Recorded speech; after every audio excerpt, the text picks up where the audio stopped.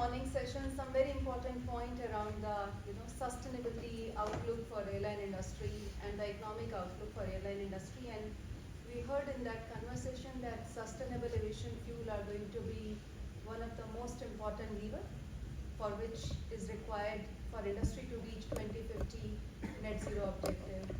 So what in the next 15 to 20 minutes Doug and myself are going to do is present a global feedstock assessment study which we led at IATA. And the reason we led this study is because when it comes to SAF, the availability of feedstocks and more importantly utilization of those feedstocks for the production of SAF is very important. And we also realized during our research there are very few bottom-up approach-based studies available which use uniform and scientific methodology, and that was the basis for us to have a real foundational information database creation at IATA. So what we found in this study and why we did this study. So the study was done with three key elements. What kind of feedstocks are available? And if those feedstocks are available, what are the challenges to utilize those feedstocks? And if the policy supports and we can utilize those feedstocks, how much of SAF we can produce? And what we observed during the establishment and during the process of this study is basically summarized on this slide. We are going other way around, sharing what we found across this study. So it was interesting for us to note, at the same time encouraging, that feedstock is not a limiting factor when it comes to production of SAF. One may say, so does that mean technology is a limiting factor? The good thing is there are technologies which can use these feedstocks and produce SAF. But what is missing in this whole outcome is the deployment of these technologies, novel technologies at a commercial scale is a very strong missing link.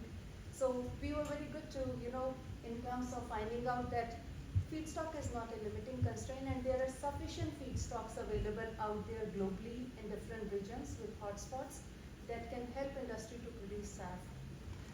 It was also observed during this process that feedstock prioritization is a missing link. There are policies which allow or encourage use of feedstocks in marine sector or in the road transport sector, but feedstock prioritization for hard to abate sector like aviation is not very well defined, and it is really needed if we want hard to abate or hard to decarbonize sector to reach net zero 2050. On an encouraging note, when we did our assessment based on the feedstock availability, we came to a conclusion that all the biomass which is available globally there, and when I say biomass, it is sustainable biomass without any conflict with the land use change or biodiversity. It can help us to produce more than 300 megaton of SAF, but given industry has the objective to meet or target to meet 500 megaton, eSAF will be very important pillar. And when we see in the market today, and it was touched in the morning presentation by Marie also, that EFA is the predominant feedstock.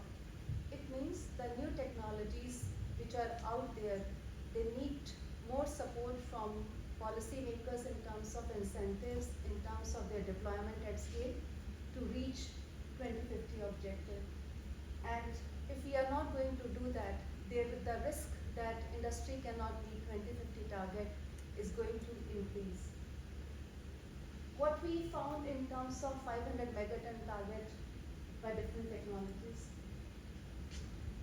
So that 500 million ton or megaton figure is attainable, but it requires that acceleration of the technology rollout, as Preeti mentioned. We have shown through the report that feedstocks exist, that the technology required to convert those feedstocks into sustainable aviation fuel, that exists, but they need to be commercialized. And once they reach that commercial stage, the plants that are required to convert that feedstock into SAF, they can be built. The speed in which that commercialization happens is key, and the faster that occurs, the better. With regards to our core forecast, with the commercialization speed, it focused on a business as usual and an ambitious element. And Preeti will talk around some of the methodology about that a little bit later on. But our core forecast shows around 400 million tonnes, which obviously falls short of that 500 that we want it to be.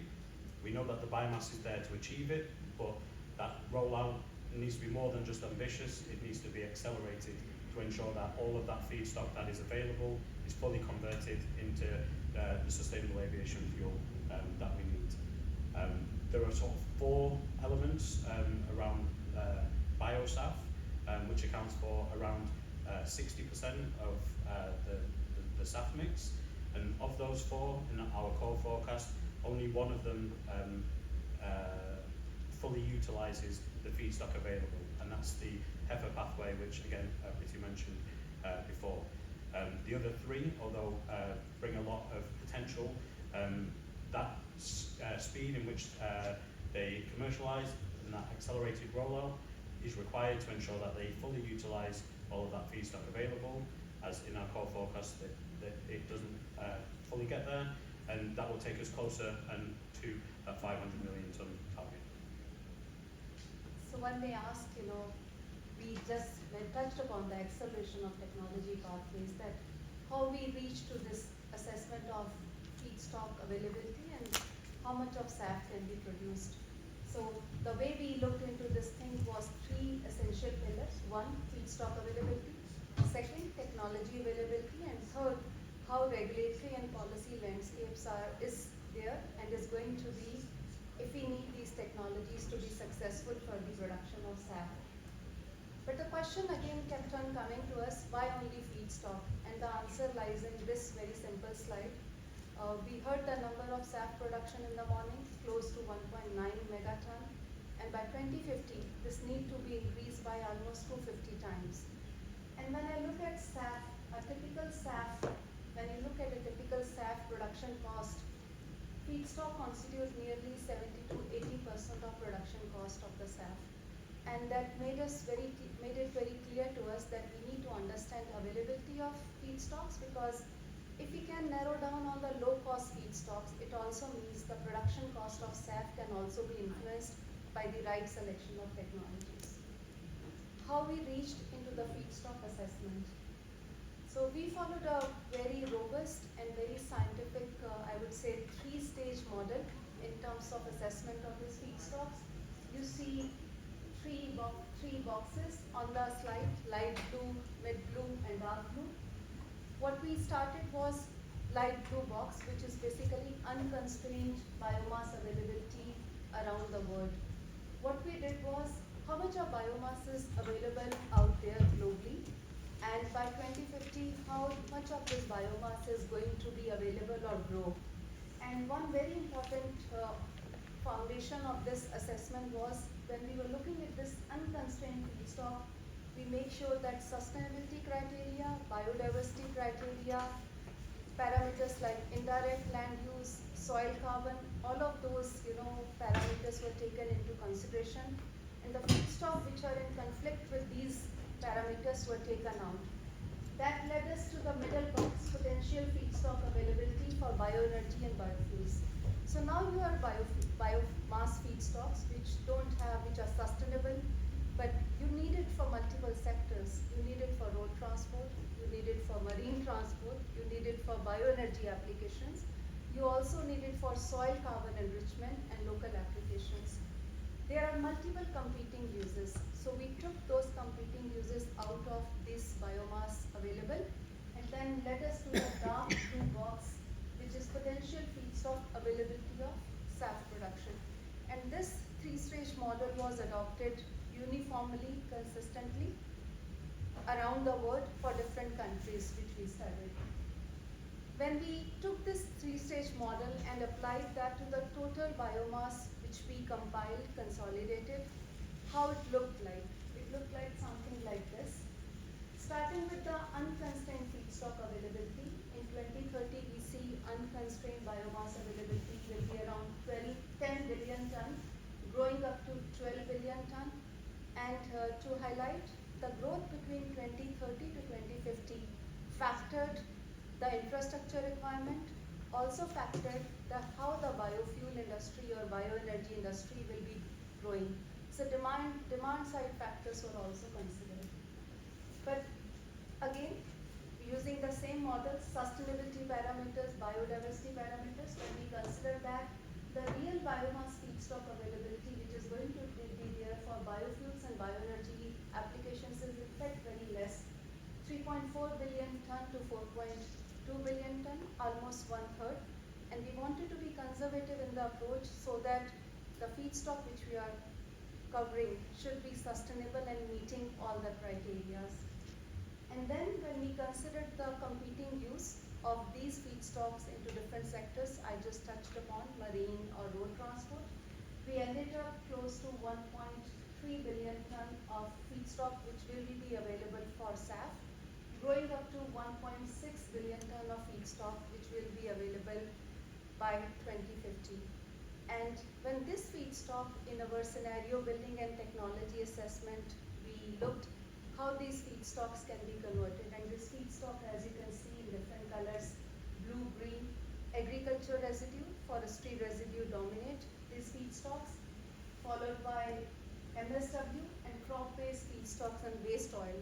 The waste oil and crop-based feedstocks are predominantly being used today for the production of SAF. And together, when converted, they can lead to more than 300 megaton of bio-SAF. But you need a technology piece to make it happen. The magic of technology is essential piece with this all abundant feedstock. This is a complex slide, but to make it simple, I think first important message on this slide for me and for us, we need bio-SAF and e-SAF both to meet 2050 objective. That is inherently important when it comes to aviation industry target. But how we did this technology assessment? So many of you may be knowing there are 11 ASTM pathways. So what we did was, and these pathways can be used in different combinations. One example, if you see on the feedstock side, we have agriculture and forestry residue. You can use that residue in the form of fermentation also, and you can use that residue through gasification also. So we looked all of these technology options as almost in the permutation and combination, almost 40 combinations, that how you can use these different technology combinations to use the feedstocks which are being listed. And we narrow down to these 7 routes which we see are technologically advanced and have a capability to reach maturity and can be deployed at scale. This assessment of technology was not very simple. We also looked into these technologies in terms of their capex, in terms of their opex, in terms of their carbon yield, and in terms of their technology readiness level. Because the way we felt the technology readiness level is low, we didn't consider those technologies in our assessment. Once we were having these technologies in front of us for our scenario building and SAF assessment, we also looked how these technologies will be deployed at scale. Basically, any technology which enters into the market, it has 2 components. One is a growth phase of this technology, and other is the ramp-up phase. When it comes to growth phase, basically, you have first pilot unit, and then you make another pre-commercial unit, and then you build commercial units. When we look into traditional industries of ethanol or HEFA, generally it is 12 years period in the case of business as usual, which we took. And then if you want to expedite the technology rollout, there is this ambitious scenario which we took into our consideration 10 years. And then there can be an accelerated scenario which we didn't take into our consideration. So we mostly took the historical rate at which biofuels industry have grown. And for eSAF, we took the ambitious scenario. And I must underline, all of these scenarios requires policy support. Otherwise, these technologies don't have potential to go forward, and all of the feedstock which we showed may not be harnessed to right channel. And regions played a very important role, which my colleague Doug will be covering in the next subsequent slides. Thanks, Preeti.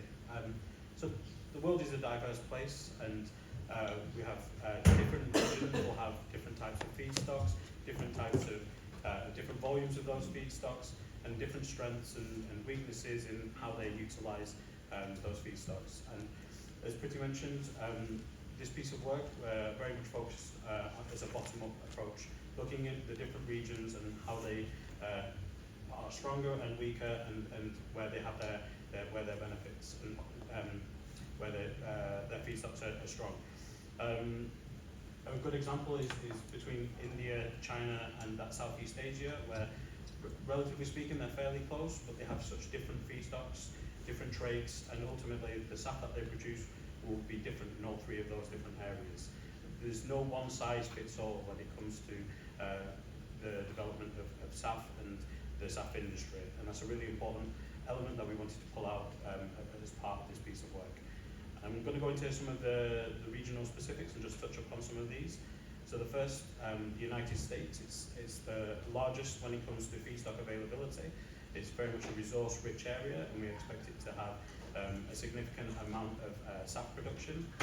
There are also strong financial incentives in place, and although the current policy landscape is slightly uncertain, across that long term, we expect the United States to be an important and large contributor to the SAF world.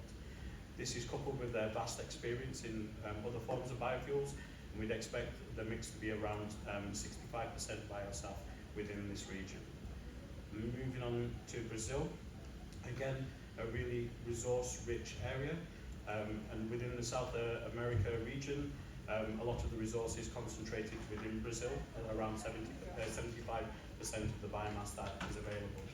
They're historically a significant producer and consumer of biofuels, particularly relating to feedstocks from sugarcane and corn, and we expect that moving forward with their SAF production, that they will focus around that ethanol to jet pathway, which again Preeti was talking about earlier.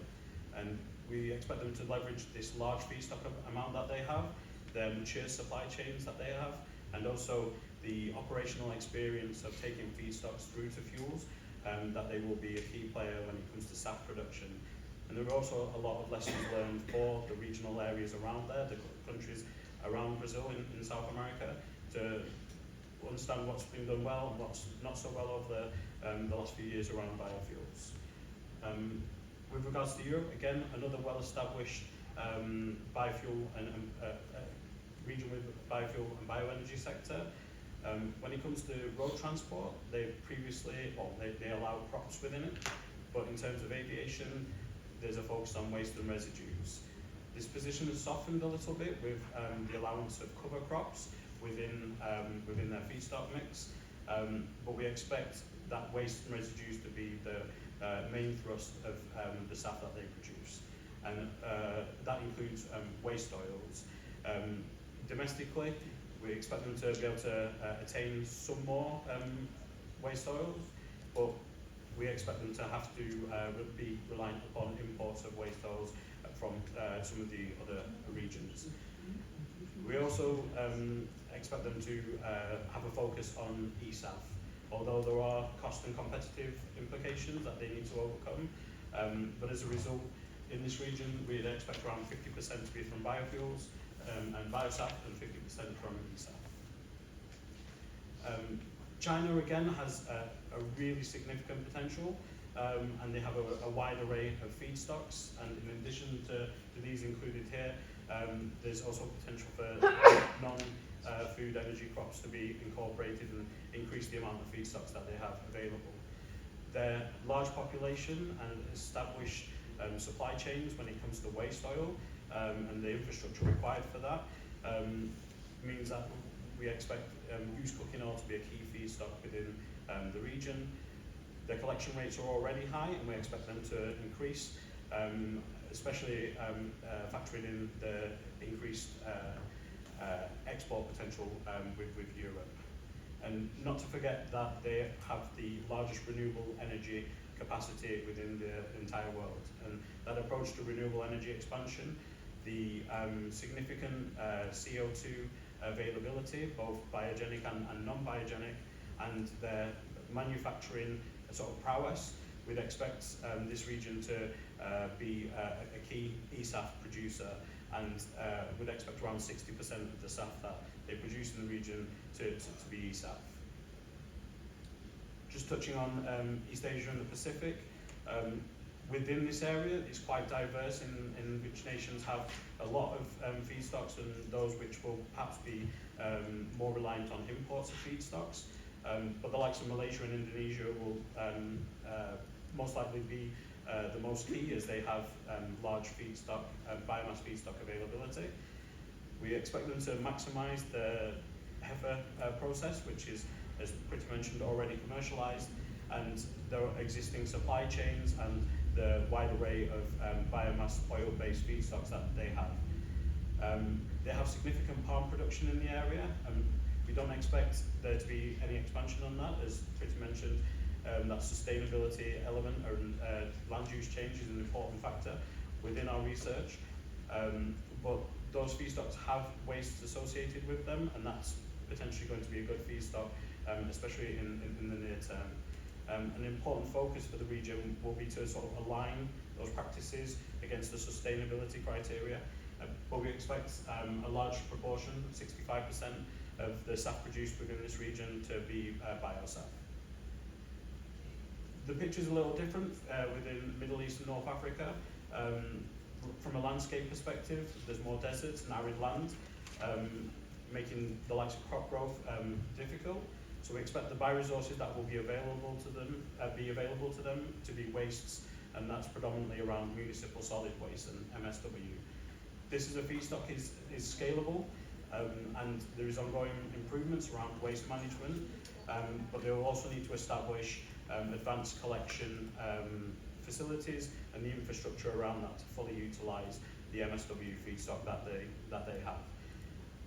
Renewable power and eSAF production is likely to be a key part in this region as well, particularly utilising solar.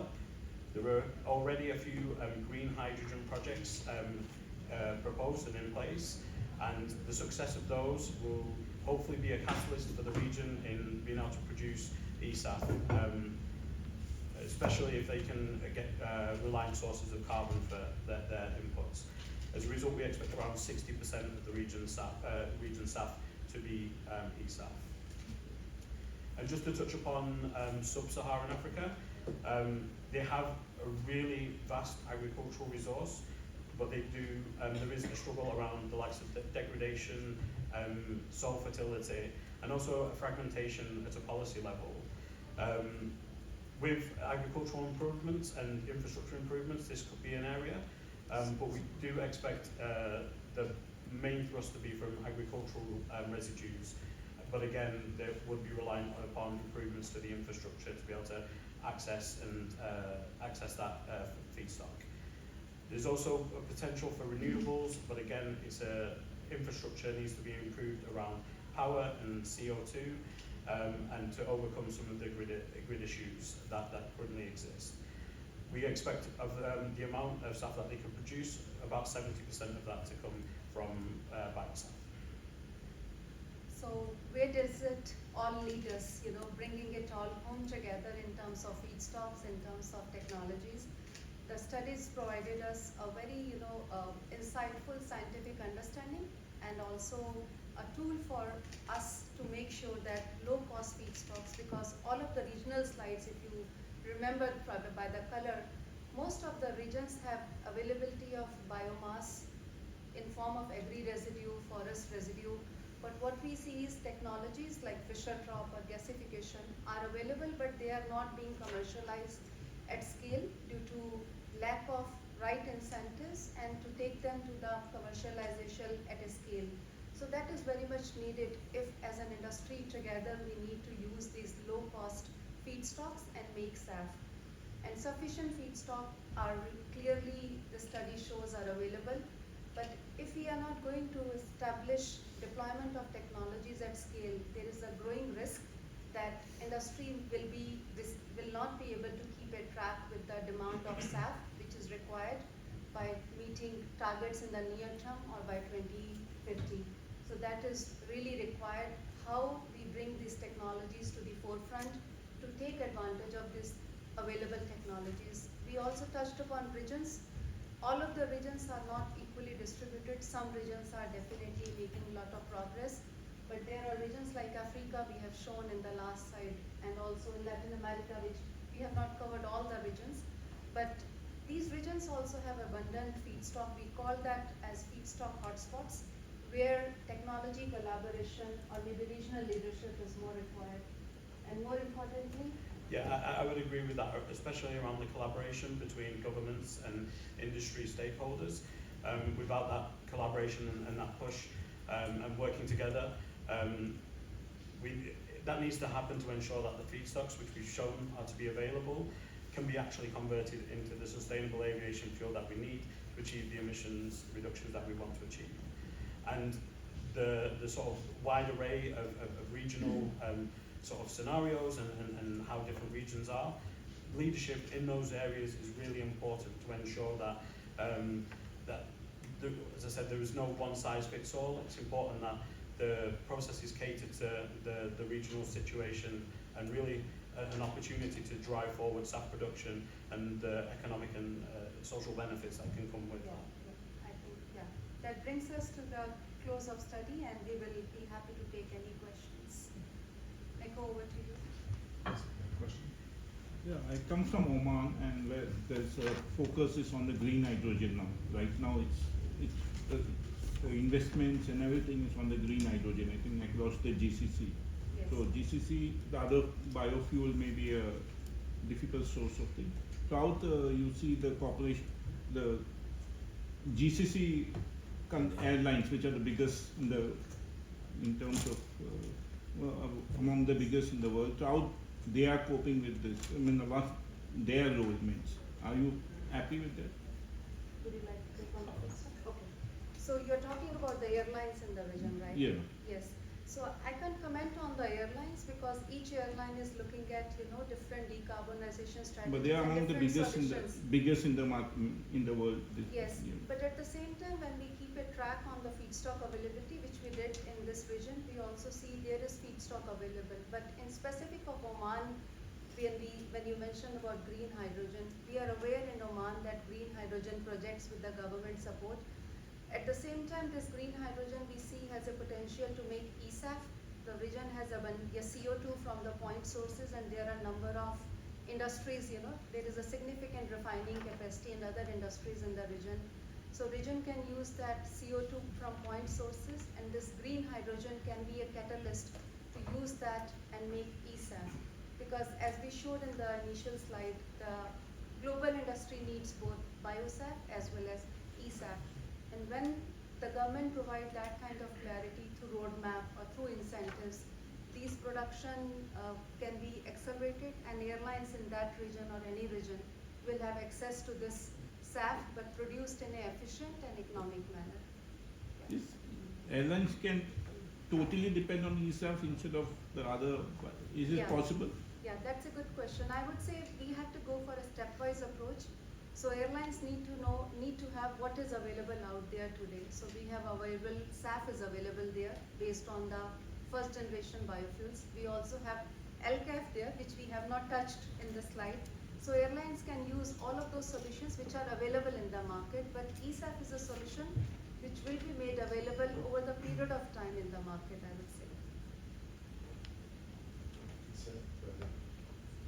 Thank you. I'm from Uganda. I was just wondering if the study went on to look at the feedstock potential versus demand for SAF in regions like Southern Africa. Yes. So. Yes. So we looked at not just the current sort of view of where things are feedstock-wise, but what they could also look like in the future. And a piece of work that was undertaken alongside this was the role that potential energy crops could play. These weren't included within our sort of final figures, but regions like Sub-Saharan Africa do have a potential around the use of energy crops, and particularly on degraded land as a potential way to bump up the amount of feedstocks that are available. We decided not to include that within the final report because there's quite a lot of uncertainty around just how much could be created. It sort of goes from there'll be plenty and we don't need to worry about anything else to it could only be a nominal amount. So we wanted to ensure that the figures that we put forward were robust, but there are those potential additional feedstocks, let's say the likes of energy crops, which could be incorporated, and that the sub-Saharan Africa area is one of those where there is a known interest in that. Good morning. Hello. Pablo Chavez from Mexican website, Avicuno. I have a question. You say that in the world there are sufficient sustainable feedstocks, but we need to accelerate the development for new technology. But what happened in Latin America? Do you think that the industry don't interested to make the fuel, or the governments they don't have a lot of information about that, or what happened with Yeah. this? So I think that's a very interesting question, and we see, we touched on Brazil here, but Latin America as a region, overall region, I would say, let's talk about Brazil in the region, Brazil is #1 producer of ethanol around the world and has a rich experience of how you establish a robust ethanol industry. And we have already, in our assessment taken how the ethanol industry world has grown up. So the country or the region, many countries in the region already has, Colombia as another country in the region which has already established 1G ethanol ecosystem and experience how this biofuel industry is being created, how these plants are being built. And supply chains, one of the most important thing when we show up these feedstocks also, supply chains are there. What region need is right kind of policies to make sure that sustainable aviation fuel roadmaps or sustainable aviation fuel policy is being made available, so that industry is not in the kind of uncertainty. Those clear policy guidelines need to come forward so that industry can go from first generation biofuels to the second generation biofuels. And technology collaboration also needs to be happening there. We showed regional leadership. We engaged with some of the SAF developers in the region, and they are looking for technology partners to collaborate. So you need 3 things to make this region, go forward. 1, clear guidance from governments in these countries where the feedstock is available. That SAF is one of the priorities. Number 2, how technology collaboration can happen with the right incentives, and taking airlines, energy companies in this process together so that there is right stakeholders on the table from the beginning. I would put it that way. Do you have anything to add further? Just especially that region will be dependent upon the ethanol to jet technology pathway, and that's going through that process, as we mentioned, of the commercialization.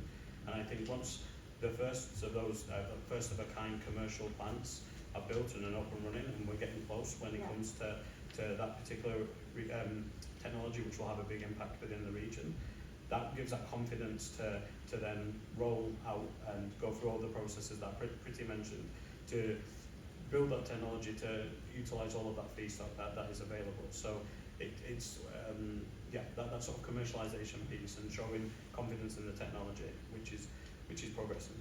Yeah, probably one more point I would also like to add there is, one is ethanol to jet, second regional also has oil feedstocks, right? With the right adoption of sustainability criteria, the region also has existing refining infrastructure, and refiners like Petrobras and some others are already making steps ahead to do co-processing also. So all of these technology pieces which we showed in our slide are important for regions, and in this whole process the region own decision in terms of what feedstocks I have, then if these are the feedstock I have available, what technology I bring in. So each region differs in this whole concept, I would say, where the concept of regional leadership is important. Yes, Chris. How important is it that you say there's enough feedstock available, but how important is it that the feedstock is available in the places where there is a mature SAF production industry available? Or do you foresee exports of feedstock to other regions? So, there's a world trade, if you like, in feedstocks for SAF. Would you like to take that? It's already happening. Yep. So you are already seeing used cooking oil as an example being moved from one region to another to be produced into SAF. And I think as this, what is a very early and nascent market, you will see some of this sort of moving around of feedstocks as facilities are built, and where there may be regions that don't have facilities but they have feedstocks and may want to sort of utilise that as best as they can through exports. But as things start to, as hopefully this industry grows and develops, you'll see specific regional areas developing the technology that is specific to the feedstocks that they have, and that's a key part of the work that we did around that, to sort of ensure that the technology is focused and developed in the areas where the feedstocks are. Yeah, if I can add one more thing, it also sometimes, depends on the regional, availability of infrastructure and supply chains. For example, we are in a region where the supply chains and infrastructure is not very much, well established. For example, it happened in some countries in Africa, where biomass is being converted into intermediates or energy-rich, bio oil or something. Then you bring that intermediate to a centralized facilities. So it all depends, what kind of infrastructure and supply chains are available across the regions. But if feedstocks become a market, governments can't necessarily intervene, and therefore you're competing, SAF is competing with other transport industries and so on for this feedstock. Absolutely right. That's where on the slide one we shared that feedstock rationalization and prioritization is required. As on today, most of the biofuels is being used for road transport, some in marine also. But if we see road transport, engine technology is going to change, fuel substitution is going to happen. So then where we use these feedstocks, I think decarbonization in transport sector need to be looked as single unit. Right now we see that something different for road transport, something different from marine, and something different from aviation, and aviation at the last. So that's the whole challenge we see at this point in time. Yes. Just a question, because I'm from obviously South Africa, and we looked at sub-Saharan Africa in terms of by 2050 about 7 million tons of production potentially. But in South Africa, the priority of SAF isn't there in terms of our draft civil aviation policy focuses on performance-based navigation rather than, even though we have potential of SAF in terms of feedstock, this isn't necessarily a focus from government. Just maybe your comment on that, and also because in South Africa, for example, there's a lack of grid capacity, but we have renewable energy in terms of solar and wind. So there's that just sort of distortion and the lack of priority as well. Just maybe a comment. So maybe I can take first part of your question about the governments, and then you can take on the grid. So when we look into the potential and the way things are right now, we are very much aware the focus from the government. In fact, to ensure that government understand the potential, we did a workshop also earlier this year in South Africa with the Civil Aviation Authority, bringing all the stakeholders and energy players in the room. And there was a common consensus that there is a feedstock supply chain infrastructure is available in South Africa in terms of first generation.